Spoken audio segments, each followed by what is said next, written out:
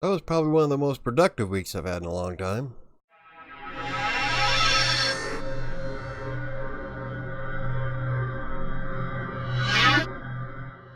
Well, I'm Mike with WriterSanctuary, and it's time for the weekly vlog. So today we have quite a few comments that we're going to go over. And if you would like any help, you can always leave in the comments down below, or you can leave a comment on any of my other videos. I am exceptionally busy today. But if you need any help, you can always leave a comment on any one of my videos, hit me up on social media, or you can use the contact form that's on WriterSanctuary.com's website. So let's just jump right into comments. Our first comment today comes from Hayden. Thank you for these videos. I find them really helpful and honest. So many others on YouTube are pushing their own products and money making schemes onto people such as myself who are just looking for some tips on how to get started in this type of work. I used to have a manual labor job, but unfortunately became ill a few years back and subsequently housebound. I think I've watched all of your videos over the past 2 or 3 days, and they've inspired me to submit my application today to TextBroker. Thanks again for the videos. Hope you get many more subs. Thank you, Hayden. Yeah, I'm not into the whole pushing what I've learned type of thing. You know, there's a few times I was thinking about doing maybe some classes on Udemy, but for the most part, anything I've learned, I'm going to share it. I know that's probably not the capitalist way to think, but I'm not a capitalist. Sure, I'd like to make money, but if I know something that I can help people with, I'm going to share it. I mean, sure, someday I'm going to get into the groove of things and put a little bit more effort into trying to find ways to make money on it. But right now, my clients pay me more than enough, and I really don't see any point in selling you guys anything that I can just give you freely. I guess I'm just weird that way. The next comment today comes from Ron. Number 1, good, honest, useful information in your video. 2, some of the freelance writer gurus encourage new writers to send emails in order to find work. I never thought that was a good idea. I'm not a big fan of it either. 3, other gurus promote their high-priced products. Another one. And I think these are on 2 different videos. I don't know, I can't remember. I'll have to look. No, it was on the same video. This is the how to get freelance writing jobs with no experience. 4, Michael, you never know whom you might help with your work videos. And 5, take care. Well, thank you very much, Ron. And yeah, I don't try to blow smoke up anybody's ass. If something works and I can show that I've made money at it, then I'll go ahead and tell you. But like, there's so many people out there that are trying to get you roped into paying for their products or their expert tips. And I'm going to touch a little bit about this here in a little bit. And some of them do offer some good quality information. But I found so far, for the most part, that when you're paying for stuff like that, it's usually stuff you can find in Google within an hour. And there's been a few master classes I wouldn't mind taking, and there's a few classes on Udemy that pique my interest. But like I said, if I know something and I think you should know it, I'm going to share it. The next comment today comes from Scully. Scully's House of Thrillers. His channel is actually kind of cool. I've visited a few times. He's an author, and he does, the last video that I saw, he did an ASMR reading of one of his books, so it's pretty cool. You gotta check it out. You have a clear-cut message for the writing channel. I think the format will take you far. Well, thank you. So I know there's a lot of gurus on YouTube for freelance writing, and some of them I watch myself, and I try to be as open and honest as I can. It's like the video I did for understanding AdSense, the 1,000 visitors, how much you make on a video, and it's the only video that has negative feedback on it. No thumbs downs anyway. People don't like it when you face them with the truth, I guess. But anyway, thank you very much, Scully. The next comment today comes from Broly. Is this better than a factory job? Now, this is in response on a video that I did for TextBroker on if you can make $25 an hour. And it really depends on the factory, I guess, and the individual. I know a lot of people that love labor work, so it might be better or it might not. Of course, it all depends on how much effort you put into it. And some factory jobs might pay well, but you get a little bit more freedom as a freelancer, and you also have a lot more responsibility. Because like at a factory job, most of the time you're getting paid your 401ks and your insurance and your retirement plans and vacation time and all that other stuff, and a freelance writer doesn't get that. You have to save for all of that yourself and manage all of your finances. It's far more difficult to be a freelance writer than it is to be paid from a traditional job. A lot of people don't put that into consideration. Like right now, if I was working at a different company and I wanted to take vacation time, I could just sign up and I get paid vacation, a week a year, 2 weeks a year. But a freelance writer, when you're doing stuff on TextBroker and other content mills, or even with private clients, if you don't have money saved up for that, then you're not taking a vacation. Well, if you do, you're not getting paid for it. In fact, there's a lot of times where I went on vacation and still had to write while I was at the hotel. So there's a lot of things you got to keep in mind. So But thank you, Broly, and I hope you the best. The next comment comes from Artenazama. God, I hope I said that right. Thanks for reminding about those algorithm changes. We really should have multiple blogs to have somewhat stable business model. If one goes down, we still have others running while we try to fix it. And this is in the response to the video I did on the reality of AdSense earnings per 1,000 visitors. And the comment he's making is that I mentioned in that video that when you have a blog and you get hit by Google algorithm changes, you can lose all of your traffic literally overnight. It's like I had my crossingcolorado.com, and it was more of a blog about me losing weight and my struggle with depression and everything else. And it was doing good. I was getting constant growth in traffic every month. But then June happened, and they did that whole your money, your life crap, and they sunk a lot of health websites. And I got clumped into all these scamming sites, even though every article I write is backed by scientific research. So yeah, even the slightest algorithm change in Google can sink a blog, so you got to be really careful about it. You can't rely on AdSense alone. I know there's a lot of new bloggers out there that think they can make that AdSense money off of Google, but it doesn't work that way. In fact, when I did the article, if I remember right, you would need like I would need a little more than 400,000 visitors just to make $1,000. So it takes an insane amount of traffic if you rely on AdSense alone. And if you have several blogs, you can probably work on all of them to try to recompensate some of that. But then you're also spreading yourself out way too thin. Like right now, I have 3 blogs, and I barely have time to maintain 2 of them. I'm not even doing that good of a job at the moment. The point is that when you have too many websites, you spread yourself out too thin. Not enough love is going into any of them. So don't rely on AdSense. AdSense is great to maybe bring in a couple $100 every few months, but try relying on something more substantial. The next comment comes from Shy Multimedia. I'm so sorry for your loss, my friend. For all that you give to the world, I pray that things will be easier on you and your family as the days come. God bless. Now, this is in response to the video I did a little while ago about losing my son, and it was a hard thing to get over, but I'm doing a lot better now, and I'm actually in a really super good mood today. I mean, it's something like that you're not going to get over ever as a parent. There's always going to be that emptiness, that empty part of me that will never be filled. But life goes on, and I have to keep pushing forward.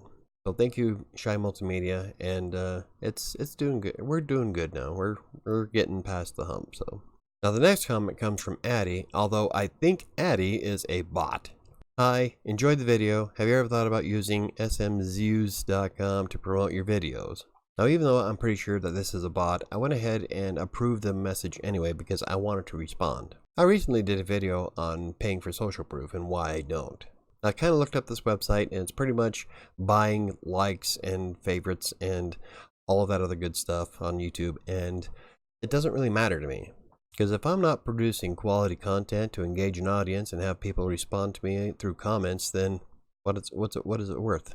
It's the social interaction I like. It's watch time that I keep an eye on.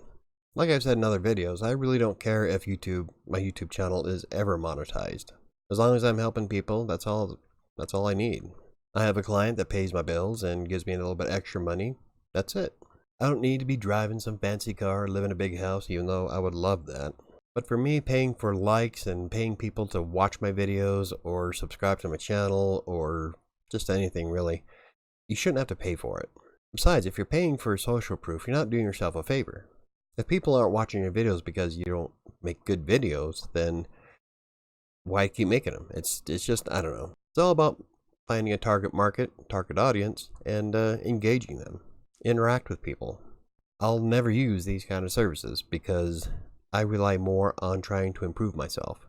And artificially inflating those numbers, don't do it. But if Addy is a bot, I apologize, but I still don't use those services. The next comment comes from Kershav. Is there any way to contact their support? I've been trying to contact them, but getting nothing in reply. I ordered articles for $62, and now I'm unable to log into my account. My new username is, well, I'm not going to say it nor show it, but you shouldn't put your username in the comment section. This comment is in response to the Hire Writers video I did recently, and why I don't really like using them. For one thing, they pride themselves on being the cheapest around, which means writers aren't going to make dick. Secondly, their support system is like almost non-existent. You can't reach out to them. They're not very responsive. And this is just from the writer's point of view. You'd think client management would be at the top of their priority list. So again, this is why I dumped Hire Writers as an affiliate on my website and why I don't use them anymore. But unfortunately, I can't help you. The only thing I would suggest is to see if you can find a phone number for them or maybe a better supportive email, because the information you have is all I have. The next comment today comes from the Queen Adams Show. Hi Michael, your videos are very helpful. Thank you for taking the time to make them. On another note, we get paid this Friday on Textbooker since they are closed. Thank you. Now, this is in comment to Thanksgiving. Now usually with Textbooker, when we have a vacation or off time on the Thursday, even though the office is closed, you'll still get paid that following Friday because the system is automated. So as long as you're able to claim your money before it gets too late, you should get paid on Friday. Now there's been a couple of times where we didn't get paid on a Friday, and that was because the system kind of crashed. But Textbooker's teams got on the ball real quick, and we all got paid on Saturday. Some of us got paid on Sunday. So even if the system crashes and there's something or glitch that goes through, Textbooker will push hard to make sure that everybody gets their pay as quickly as possible. It's one of the big reasons why I still use them today, because they actually care about their writers and their clients. So yeah, even if the business office is closed on that Thursday, you'll still get paid on Friday. And my last comment today comes from Felix. Michael Brokebank. Now that would be funny. Now this was a response to my last video I did where I was doing a first look at Contently. I was putting in my name. I am Michael Brokebank. And like he responded, I haven't heard that since like elementary school. I've heard them all. I had one teacher that tried to come up with a different name every time he saw me. It wasn't even my teacher. But I see the irony in Broke Bank. That'd be an awesome name for a credit union. I'd probably use them just because of the humor that was involved. So that was all the comments this time around. If you would like to see your name pop up on a Friday, or if you need help with anything, you can always leave a comment on any of my videos. I try to respond to every single one of them as soon as they come up. And while I'm working from home, it's pretty easy to do. You can also reach out on social media on Facebook and Twitter, or like I said before, use the contact form on WriterSanctuary.com. So I was doing some research a little bit ago on a new affiliate that I wanted to test drive, because I have some plans for videos coming up, and one of them was building an affiliate landing page on your blog. And so I was looking up a few things, and I found one that was essentially you pay for a database for writing. It was a game writing website where you can pay $27 a month. And in that you get like access to their database of places where you can write content for game companies or beta test games and stuff like that. For the most part, when you pay for a database, you're only getting, I wouldn't say only, but usually most of the time you're getting access to stuff that you can find on Google. When I started back in the day, before I even started Textbooker, I was kind of playing around, and I went ahead and paid for one of those databases, and essentially they showed me the same stuff I got when I ran and maybe an hour's worth of search in Google. So ever since then, never paid for another one. And I know some people will be tempted to go ahead and pay for a big database of places that will actually pay you to write or play games or whatever. But the thing is that as a writer, you need to have research skills anyway. But if you're not using your research skills to find these jobs online, you're kind of not doing yourself a favor. Maybe I'll do a video that has different search terms that you can try, but explore the keywords. There's all kinds of different ways you can find work, especially with Google fine-tuning their searches nowadays. Like before, I had to sift through page upon page upon page to find shit what I was looking for. Nowadays, thanks to latent semantic indexing, it's pretty easy to find what you're looking for now. So never pay for a database, even if it looks good. It's just sometimes you're not getting anything more than the front page of Google. My Google launch. What the hell are you doing? Here are some details. There's some details on what the hell you're doing.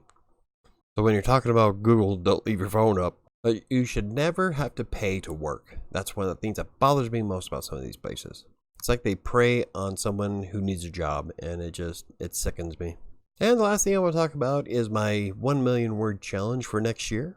I did a blog post about it, and I'll leave a link in the description down below. But I came across it because I was slacking quite a bit in 2019. And I know I had a couple of months there where everything just went straight to hell, but in reality, back in the day, I was aiming for 2.5 million a year. And it's not really all that difficult. 1 million words a year, if you start off on January 1st, it's only 2,700 plus. Before, I could do that before 10 o'clock in the morning. So I'm kind of disappointed in myself, and I'm counting all the different things that I need to write. Like right now, with my primary client, I am an editor.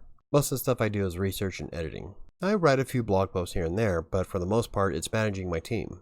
So nowadays, if I don't write maybe a blog or two for the company, most of my writing is either on blogs or Wattpad. and I've been slacking quite a bit recently.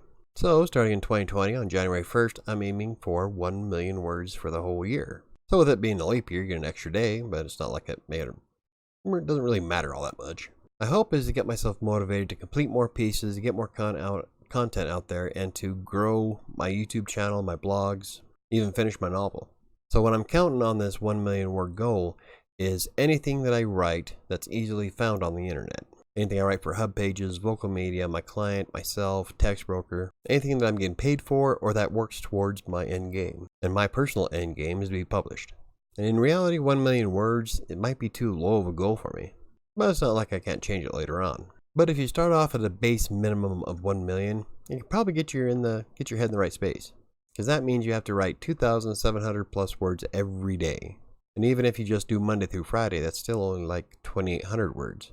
See, now in my prime on text broker, I was aiming for 10,000 a day. Nowadays I don't have that much time, but I can still do 1 million. So if you want to join me in this goal, hit me up on social media and let me know. Maybe we can form some group. Oh, that'd be kind of fun, a Facebook group. The 1 million word goal group on Facebook. That'd be kind of cool.